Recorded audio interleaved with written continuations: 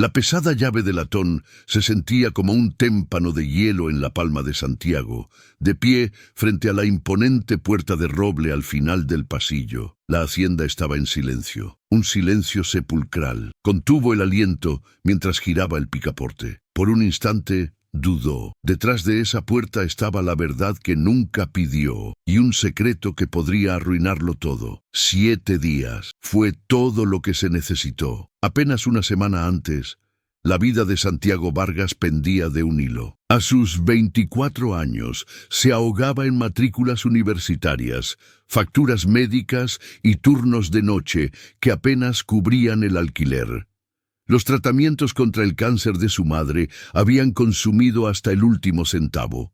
Su hermana menor, Lea, acababa de empezar la universidad sin la menor idea de que su familia estaba al borde del abismo. Entonces, de la nada, llegó una oferta que no podía explicarse, de una mujer que nunca había conocido. Victoria Montenegro tenía 71 años. Era elegante, distante e inquietantemente precisa. No quería amor, quería un esposo, solo un nombre en un papel. A cambio, borraría todas sus deudas y aseguraría el futuro de su familia.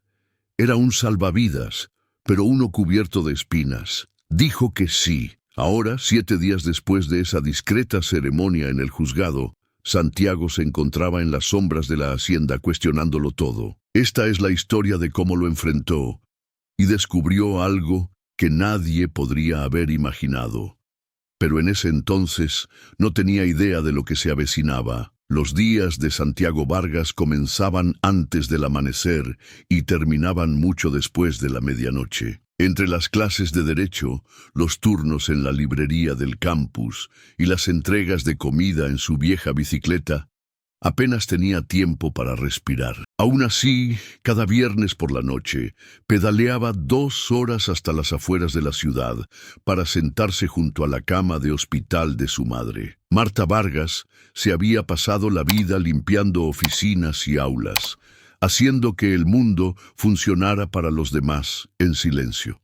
Ahora, debilitada por la quimioterapia, se había convertido en el frágil centro del mundo de Santiago. Le llevaba té de manzanilla y fingía que todo estaba bajo control. No podía decirle que llevaban 3 meses de retraso en el alquiler, que el pago de la matrícula de Lea había sido rebotado, que se saltaba comidas para pagar sus medicinas. Una tarde lluviosa, Santiago recibió una llamada que no tenía ningún sentido. «Señor Vargas», dijo la mujer con voz suave, casi ensayada. «Mi nombre es Victoria Montenegro. Me gustaría hablar con usted en privado.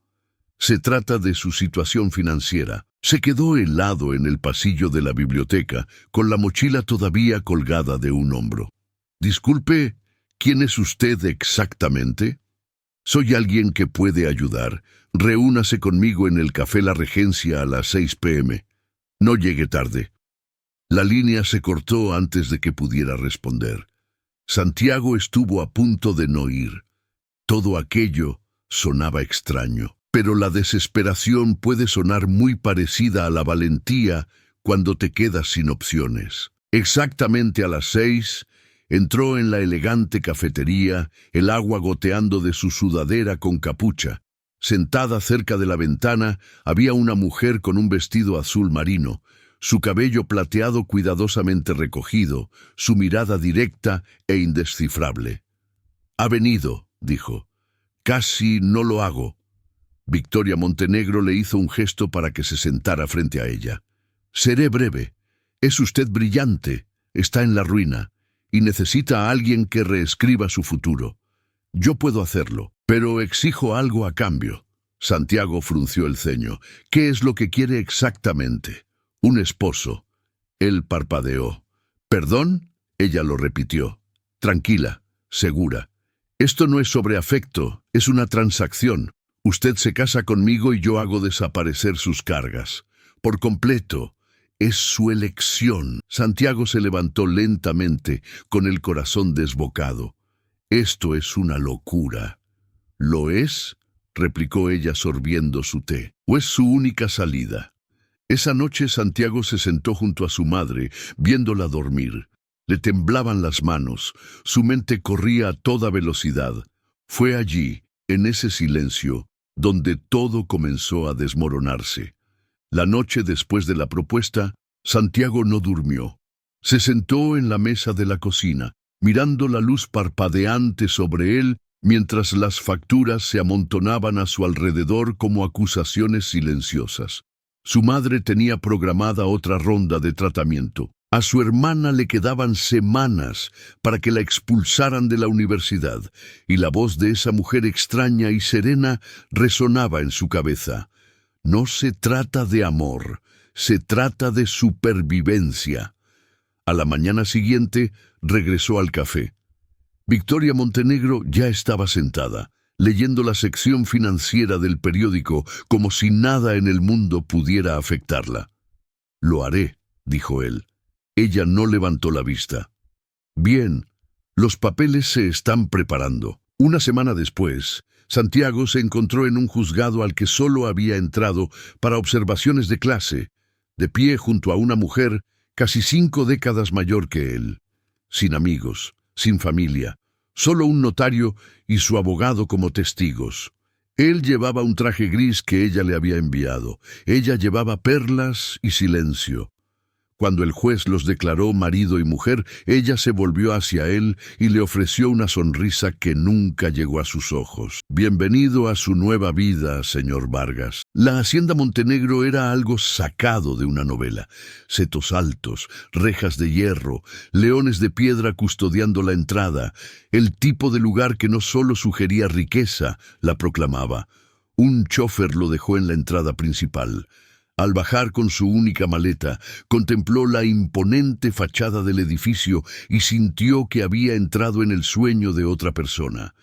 Victoria lo recibió en el vestíbulo, sin abrazos, sin calidez, solo una mano extendida y esa misma mirada distante. «Confío en que su habitación sea satisfactoria.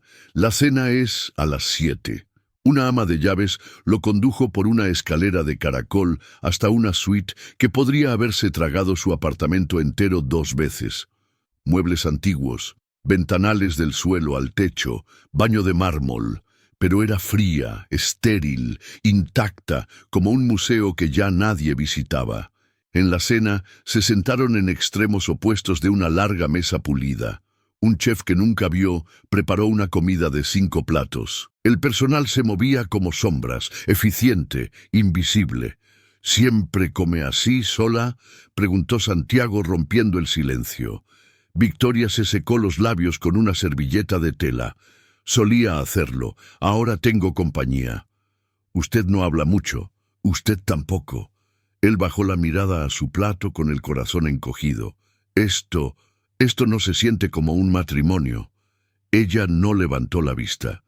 «Eso es porque no lo es». Después de la cena, Santiago deambuló por los pasillos, pasando los dedos por las frías paredes de madera y junto a retratos de personas que no reconocía. Afuera se gestaba una tormenta, pero adentro estaba más silencioso que cualquier lugar en el que hubiera estado.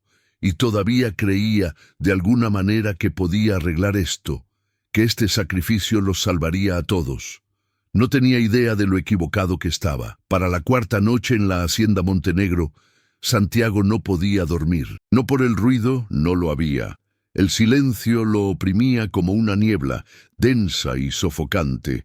La hacienda era demasiado grande, demasiado silenciosa, y cada puerta cerrada se sentía como un muro que no se le permitía tocar. Empezó a notar cosas. El personal evitaba su mirada. Las conversaciones se detenían cuando entraba en una habitación. Una vez, al pasar por la cocina, oyó a 2 sirvientas susurrar. «¿Por qué él? Ella nunca hace nada sin una razón». Tarde o temprano siempre se enteran. Fingió no haber oído. En la cena Victoria permanecía serena, perfecta, cada gesto calculado. Pero Santiago no podía quitarse la sensación de que lo estaba observando, incluso cuando su mirada estaba en otra parte. «Hábleme de su esposo», preguntó una noche, tratando de atravesar el muro. El cuchillo de ella se detuvo a medio corte. Era ambicioso, dijo con frialdad, demasiado confiado, y murió por eso. ¿Cómo? Un ataque al corazón, después de que alguien destruyera todo lo que construimos. Su voz era plana, pero sus ojos, había algo ardiendo allí. Esa noche, mientras los truenos retumbaban afuera, Santiago se encontró en la biblioteca de la hacienda, caminando entre sillones de cuero y altos estantes. Sobre el escritorio había un cuaderno encuadernado en cuero, una pluma estilográfica y una pequeña llave de latón. Era ornamentada, casi antigua. Parecía fuera de lugar. Dudó. Luego se la metió en el bolsillo. Al día siguiente, durante la reunión de Victoria con su asesor financiero, Santiago regresó al pasillo en el que no se suponía que debía estar. Encontró la puerta, la de la manija deslustrada y la pintura ligeramente desconchada. La llave se deslizó con un suave clic. Dentro, el aire estaba quieto, intacto. Era una habitación preservada, fotos en la cómoda, polvo en los libros, un vago aroma a colonia antigua. Sobre el escritorio, los papeles yacían en una pila ordenada. Las manos de Santiago temblaban mientras los recogía. Contratos legales, viejos documentos judiciales, cartas, y allí, en medio de todo, el nombre de su padre. Su padre había estado involucrado en un turbio negocio inmobiliario con el difunto esposo de Victoria. El apellido de Santiago, Vargas, estaba en el aviso de rescisión, en la demanda, en la traición. Los documentos pintaban una historia de fraude, bancarrota, colapso. Una carta llamó su atención. Nos arruinaron. Mi esposo murió creyendo en sus mentiras. Nunca lo olvidaré, nunca perdonaré. Y debajo, una nota fechada solo unos meses antes. Tiene un hijo, Santiago Vargas, brillante, ingenuo, vulnerable, servirá.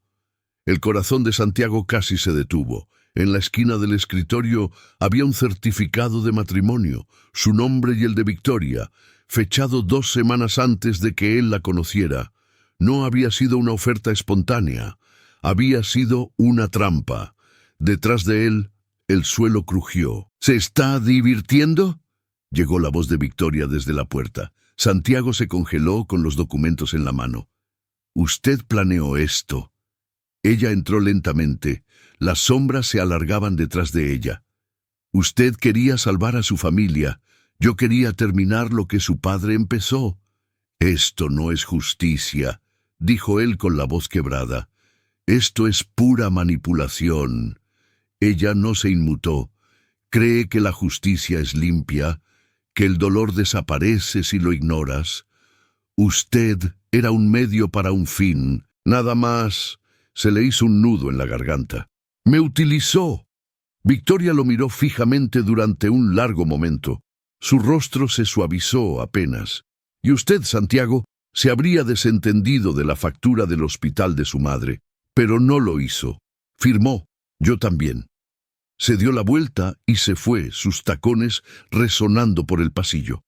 Esa noche, Santiago se sentó en el suelo de su habitación, con la llave todavía en el bolsillo, la verdad ahora ardiendo en su pecho. Se había casado con una extraña por supervivencia, y ahora era parte de una venganza que nunca pidió heredar. Por primera vez en su vida se sintió completa y absolutamente solo. ¿Y tú? ¿Alguna vez te has sentido atrapado por decisiones que ni siquiera tomaste, cargando con los errores de otra persona como si fueran tuyos? Comparte tu historia en los comentarios. A veces, decir tu verdad puede ser exactamente lo que otra persona necesita para sentirse menos sola. Todos estamos tratando de encontrar nuestro camino a través del silencio. La hacienda se sentía más pesada ahora. Cada pasillo que Santiago recorría parecía resonar con cosas no dichas. Evitaba a Victoria, pero su presencia persistía en los rincones como un perfume que no se desvanecía. No volvió a tocar los documentos. No lo necesitaba. La verdad ya estaba dentro de él. Una mañana, después de una noche de poco sueño, Santiago volvió a la biblioteca. Era temprano, demasiado temprano para el personal o las estrategias. La luz de afuera era suave, del tipo que hace que las cosas viejas parezcan casi cálidas. Se fijó en un diario encuadernado en cuero, medio escondido bajo una pila de carpetas en una mesa auxiliar. La curiosidad, o algo más profundo, lo atrajo hacia él. Era la letra de Victoria, cuidadosa, elegante, precisa. Las entradas no estaban llenas de amargura como esperaba. Estaban cansadas, heridas. Escribía sobre la pérdida de su esposo, no en números o demandas, sino en mañanas solitarias, cumpleaños olvidados, sillas que nunca más se usaron. Construí un imperio, había escrito, pero no pudo mantener su corazón unido. Santiago leyó durante horas, página tras página, y en algún lugar entre el agudo dolor y la ira velada, la vio a ella. No a la mujer que lo había atrapado, sino a la joven que una vez amó a alguien que nunca volvió a casa. Cerró el diario con dedos temblorosos. No era solo venganza, era dolor, un dolor viejo y podrido, envuelto en control y contratos. Más tarde ese día, mientras sorbía un té que no quería en el solarium que nunca usaba, susurró en voz alta: «No es un monstruo, solo está atrapada, y él también». No podía cambiar el pasado, pero tal vez, solo tal vez, no tenía que dejar que definiera en quién se convertía dentro de esa casa. Todavía no sabía qué hacer. No sabía si algo de eso podía deshacerse. Pero por primera vez quería intentarlo. A la mañana siguiente, Santiago se despertó antes del amanecer. No revisó su teléfono. No abrió las cortinas. En su lugar, se sentó al borde de la enorme cama y escuchó el zumbido de las paredes, los pasos lejanos del personal preparando el desayuno, el suave murmullo de los pájaros más allá de los balcones de piedra. Algo había cambiado dentro de él. No era paz, todavía no, pero era quietud. Empezó con algo pequeño. En la cocina, le dio las gracias a la cocinera por su nombre. Se los aprendió todos: Clara, Luis, Débora. Ayudó a llevar los platos cuando nadie miraba. Se ofreció a arreglar la bisagra rota de un armario en la despensa, aunque en realidad no sabía cómo. El personal empezó a mirarlo de otra manera, menos como a un fantasma. Llamó a su amigo de la Facultad de Derecho, Javier, con el pretexto de ponerse al día. Tomando un café en un tranquilo local del campus, Santiago se inclinó y susurró: hipotéticamente, si alguien firmara un acuerdo legal bajo manipulación o con pretextos falsos, sería válido. Los ojos de Javier se entrecerraron. Depende de los detalles. Pero si puedes probar coacción, engaño o falta de consentimiento informado, sí, podría anularse. Santiago asintió lentamente, archivando cada palabra. De vuelta en la hacienda, empezó a buscar más. Esperaba los momentos en que Victoria salía, revisando sus archivos, no para exponerla, todavía no, sino para entender. En un cajón, escondida detrás de documentos inmobiliarios, encontró una carta, sin firmar, sin enviar. Quería que sintiera lo que nosotros sentimos, vivir sin nada. Pero nunca esperé ver los ojos de su hijo y recordar cómo era el amor. Se quedó mirando las palabras. ¿Amor? ¿Era eso lo que veía? ¿O arrepentimiento? Los días se volvieron más tranquilos, no más vacíos, solo menos tensos. Victoria se había vuelto más reservada. Ya no preguntaba dónde había estado Santiago o qué estaba haciendo. Observaba desde la distancia, como alguien que no está seguro de si confiar en una herida que está sanando. Pero dentro de Santiago se gestaba una tormenta. ¿Y si enfrentarla lo destruía todo? ¿Y si exponerla significaba perder los frágiles pasos que ambos habían dado hacia algo que parecía redención? Una noche, sentado solo en la biblioteca, Santiago volvió a mirar el certificado de matrimonio. Todavía se sentía surrealista. Una firma hecha por desesperación, un voto nunca pronunciado desde el corazón, y sin embargo, ya no la odiaba. pero tampoco podía ignorar lo que había hecho. Recordó la voz de su madre antes de la boda. No le debes al mundo tu silencio, Santiago. Te debes a ti mismo la verdad. ¿Era el silencio bondad o rendición? Cogió el teléfono y volvió a llamar a Javier. Necesito ayuda, dijo. No para destruir a alguien, solo para terminar esto de la manera correcta. Javier aceptó venir ese fin de semana. A la mañana siguiente, Santiago recibió un sobre deslizado bajo su puerta, sin nombre, sin remitente.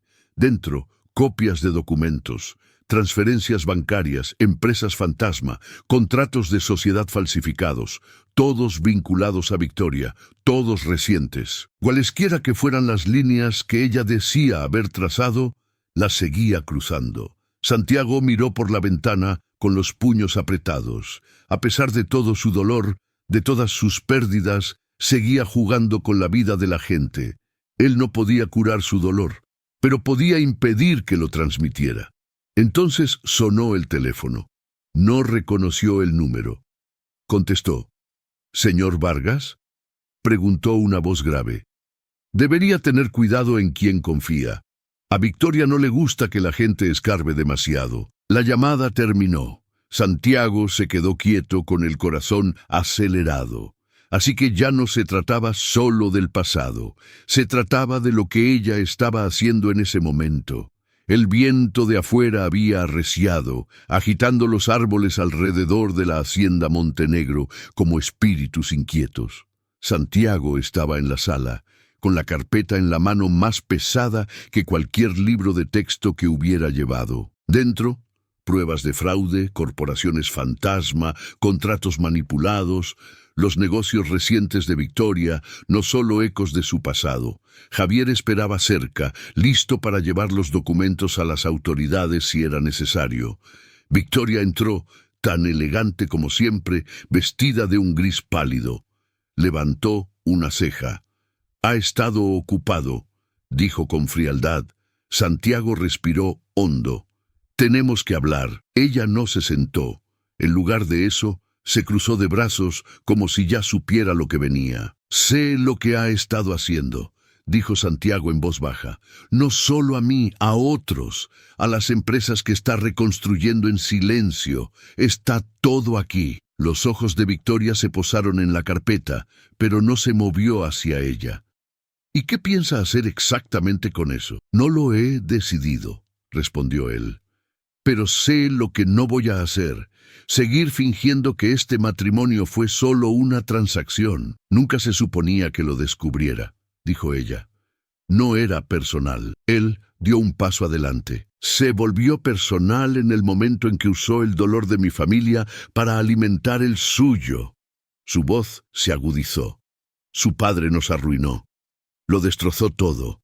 Perdí a mi esposo, mi empresa, mi nombre. ¿Y cree que yo soy la villana? Creo», dijo Santiago con la voz firme ahora, «que la venganza no detiene el dolor, solo lo sigue transmitiendo. No es la única que ha perdido a alguien». Victoria apartó la vista. El silencio entre ellos se alargó, tenso. «Me casé con usted para saldar una deuda que él dejó», susurró, «para que alguien finalmente cargara con el peso». «Lo hice», dijo Santiago. «Pero se acaba aquí». Le entregó la carpeta. «Puede entregarse, marcharse, usar lo que le queda de su influencia para arreglar lo que ha roto. No estoy aquí para destruirla, Victoria. Solo no quiero convertirme en usted». Ella miró los papeles durante un largo rato. «Suena como Haroldo», dijo finalmente, cuando todavía creía que la gente podía cambiar. Santiago la miró de verdad. «Todavía hay tiempo», dijo. Los hombros de Victoria cayeron, su respiración se entrecortó. «Sabe que vendrán por mí de todos modos». Él asintió. «Entonces, no deje que encuentren a un monstruo. Deje que encuentren a una mujer que recordó quién solía ser». No volvió a hablar. Esa noche, Santiago hizo las maletas. Ningún guardia lo detuvo. No se intercambiaron palabras. Salió por las mismas grandiosas puertas por las que había entrado, con la maleta en la mano. El aire de afuera era cortante y claro. Al final del camino de entrada, se volvió una vez. La hacienda permanecía inmóvil, las luces tenues, las sombras más largas que antes. La puerta de roble, la que ocultaba la verdad, estaba ahora abierta de par en par, y por primera vez en semanas, Santiago sonrió. No solo se había retirado de un trato, había reclamado su nombre. Semanas después, Santiago regresó a la hacienda Montenegro, esta vez no como residente, sino como su nuevo propietario legal. Victoria se había entregado el día después de su partida, sin prensa, sin drama, solo una rendición silenciosa, como si finalmente hubiera dejado de huir de sí misma. En su último acto de lucidez, le cedió la propiedad a Santiago, junto con una carta. La abrió a solas, sentado bajo uno de los altos ventanales de la gran biblioteca. Este lugar se construyó sobre el orgullo, el miedo y el dolor. Intenté convertirlo en un monumento a mi esposo, pero solo se convirtió en una jaula. Usted ha hecho lo que yo nunca pude, dejar ir. Esta casa ya no pertenece a un legado de pérdida. Haga algo mejor con ella, V.M. Santiago nunca pasó otra noche en esa hacienda. Vendió la propiedad, en silencio y rápidamente. Las ganancias borraron todo rastro de la deuda de su familia. Su madre por fin pudo centrarse en su curación. Lea se graduaría sin el peso de las facturas, persiguiendo su diploma. Pero no se detuvo ahí. Con lo que quedaba, Santiago estableció un fondo de ayuda legal. Lo llamó la Iniciativa Haroldo Montenegro. Un gesto no de culpa, sino de comprensión. Era una forma de convertir el daño en dirección. En la ceremonia de inauguración, se paró frente a una pequeña multitud y dijo simplemente: no se trata de reescribir el pasado, se trata de negarse a repetirlo. El aplauso fue suave, pero el silencio que siguió, eso significó más, porque Santiago había aprendido algo mucho más profundo que el derecho. A veces la justicia no se trata de castigo.